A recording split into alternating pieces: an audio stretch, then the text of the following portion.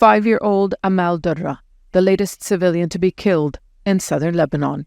An Israeli strike targeted a home in a village near the border.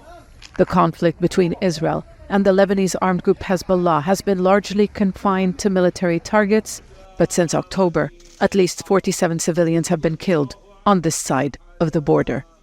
Children were among them.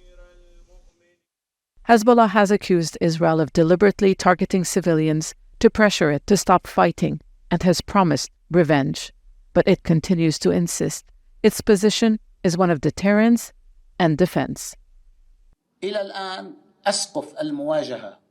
Until now, the conflict on the Lebanon front is still relatively contained despite the occasional crossing of the red lines. But if the enemy escalates, we will escalate even further.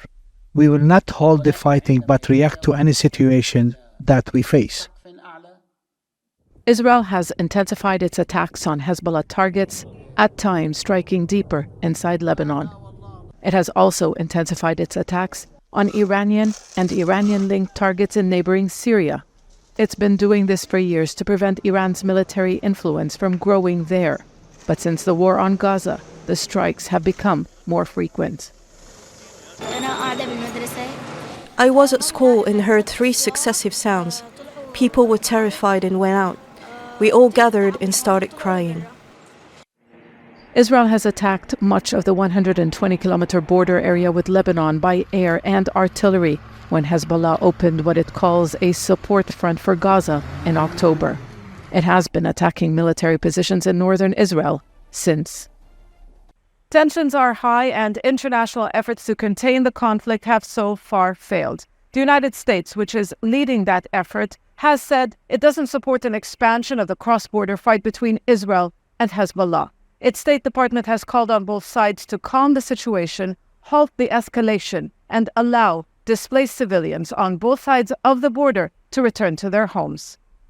Israeli officials have been threatening a more comprehensive war for weeks.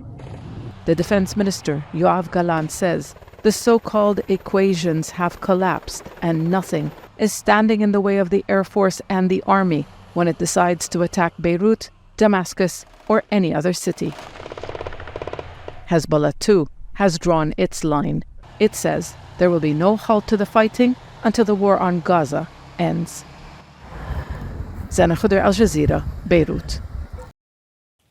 Make sure to subscribe to our channel to get the latest news from Al Jazeera.